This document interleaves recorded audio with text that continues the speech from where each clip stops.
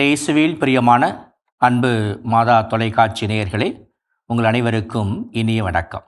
இன்றைய நற்செய்தி 2 அதிகாரங்களை உட்படுத்தியது. 15வது அதிகாரத்தின் கடைசி பகுதியும் 16வது அதிகாரத்தினுடைய தொடக்க பகுதியும் இணைந்து நமக்கு கொடுக்கப்பட்டிருக்கிறது. இந்த நற்செய்தி பகுதியினுடைய முக்கிய ஒரு கருப்பொருளாக சாராம்சமாக இருப்பது நாம் பார்க்கின்ற பொழுது, அது தூய ஆவியானவர் நம்மை கிறிஸ்துவுக்கு சான்று பகர அழைக்கின்றார். இதற்காகத்தான் கிறிஸ்து விண்ணினின்று மண்ணகத்திற்கு வந்தார். மரியின் மகனாக மண்ணிலே பிறந்தார். சக துன்பப்படுகின்ற அனைவரையும் அரவணைத்து கொண்டு அவர்களுக்கு அருளாசி வழங்கி புதிய நம்பிக்கை கொடுத்தார். பார்வையற்றவருக்கு பார்வை தந்தார். தொழுநோயாளரை நலமாக்கினார். நோயுற்றவரை நலப்படுத்தினார். இறந்தவருக்கு உயிர் கொடுத்தார். எல்லோருக்கு நம்பிக்கையை தந்தார். கடவுள் அன்பு உருவானவர் என்ற மாபெரும் செய்தியை உலகிற்கு தந்தார். அந்த கிறிஸ்துவை நாம் சான்று பகர வேண்டும், அவருக்கு சாட்சி அளிக்க வேண்டும் என்பதுதான் தூய ஆவியானுடைய ஒரு மாபெரும் ஒரு கொடையாக இருக்கிறது. அதை நோக்கித்தான் தூய ஆவியானவர் நம்மை வழிநடத்துகிறார். இந்த தூய ஆவியானவர் திடீரென்று வந்தவர் அல்ல. இந்த நற்செய்தி சொல்கிறது, ஒரு தொடக்கத்தில் வந்து நம்மோடு இருக்கிறார். தொடக்க நூலில் வாசிக்கிறோம், உலகம் படைக்கப்பட்ட பொழுது அவர் தண்ணீரின் மீது அசைவாடி கொண்டிருந்தார். அவர் உயிராக இருக்கிறார். அவர் உணவாக இருக்கிறார், உறவாக இருக்கிறார். அவர் என்றும் நம்மோடு பயணிக்கின்றார். அன்பு இறைமக்களே, இந்த நற்செய்தி ஆவியானுடைய அந்த பண்பு நலன்களை நமக்கு துல்லியமாக எடுத்து வைக்கின்றது. இந்த உலகத்தில் நாம் சான்று பகர வேண்டுமென்றால், உண்மைக்கு சான்று பகர வேண்டுமென்றால், நேர்மைக்கு சான்று பகர வேண்டுமென்றால், இயேசுவுக்கு சான்று பகர வேண்டுமென்றால் நாம் பல்வேறு துன்பங்களை சந்திக்கிறோம். ஏனெனில் இந்த உலகம் எப்போதுமே நன்மைக்கு எதிராகவே நின்று கொண்டிருக்கிறது.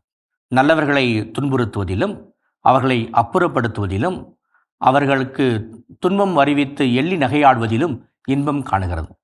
இவையெல்லாம் தீயவனினுடைய வேலைகளாக இருக்கின்றன, தீய எண்ணங்களாக இருக்கிறது. ஆனால் இவற்றின் மத்தியிலும் நாம் சான்று பகர வேண்டும். ஆகவே உலகம் நம்மை இவ்வாறு எள்ளி நகையாடுகின்றது, உலகம் நம்மை புறந்தள்ளுகிறது என்று நாம் ஒருபோதும் ஒதுங்கி போய்விடக்கூடாது. நாம் மாறாக எதிர்கொண்டு செல்ல வேண்டும். கிறிஸ்துனார் எவ்வாறு கெத்செமனி தோட்டத்திலே யூதாஸ் இஸ்காரியோத் ஆண்டவரை காட்டிக் கொடுக்க வந்த பொழுது, வாருங்கள் நாம் அவர்களை எதிர்கொண்டு போவோம் என்றார். அதுதான் துணிச்சல், அதுதான் இறைவன் தருகின்ற மாபெரும் செய்தி. துன்பங்களை கண்டு நாம் ஒருபோதும் புறமுதி காட்டு ஓடக்கூடாது. துன்பங்களை எப்போதும் எதிர்கொள்ள வேண்டும். அதற்கு தேவை நல்ல உணர்வுகள், நல்ல மனசாட்சி, உழைப்பு. இவைகள்தான் ஒரு மனிதனை உயர்த்தும். வீண் பெருமை, ஆடம்பரம், அகம்பாவம் இவையெல்லாம் நம்மை இருளுக்குள் தள்ளிவிடும். உலக வெளிச்சம் பல்வேறுக்கு பல ஏற்றத்தை தரலாம். ஆனால் அவற்றை விட ஒரு எளிய கிராமத்தில் வாழுகின்ற ஒருவர் உண்மையான விதத்தில் கிறிஸ்து வெளிப்படுத்தினார். அதைவிட மேலான எதுவுமே உலகத்தில் இல்லை. ஆகவே பத்திரிகைகள் பாராட்டுவதனால், தொலைக்காட்சியில் வாசிப்பதனால் நாம் ஒருபோதும் பெரிய மனிதராக இருந்துவிட முடியாது. மாறாக நம்முடைய எண்ணங்கள் தான் எத்தகைய ஒரு சான்றை தருகிறது என்பதை நமக்கு அழைப்பு விடுக்கிறது. அன்பு இறை மக்களே, கிறிஸ்துவில் பிரியமானவர்களே, இத்தகைய ஒரு அமைதியான வாழ்வுக்கு, மகிழ்ச்சியான வாழ்வுக்கு, இணக்கமான வாழ்வுக்கு நம்மை அன்னையாம் திரு அவை அழைப்பு விடுக்கிறது. ஆவியானவர் அழைப்பு விடுக்கிறார். அதை நோக்கி நம்மை அழைத்து செல்கின்றார். ஒவ்வொரு முறையும் இந்த தொலைக்காட்சி துவங்குகின்றபடி சொல்கின்றேன், வணக்கம் என்ற அழகான தமிழ் வார்த்தை. வணக்கம் என்றால் வா, இணக்கமாக இருப்பு என்பது பொருள். ஆம் அன்புக்குரியவர்களே, ஆகவே ஆவியானவர் இத்தகைய ஒரு இணக்கமான வாழ்வுக்கு நம்மை அழைத்து செல்வாராக.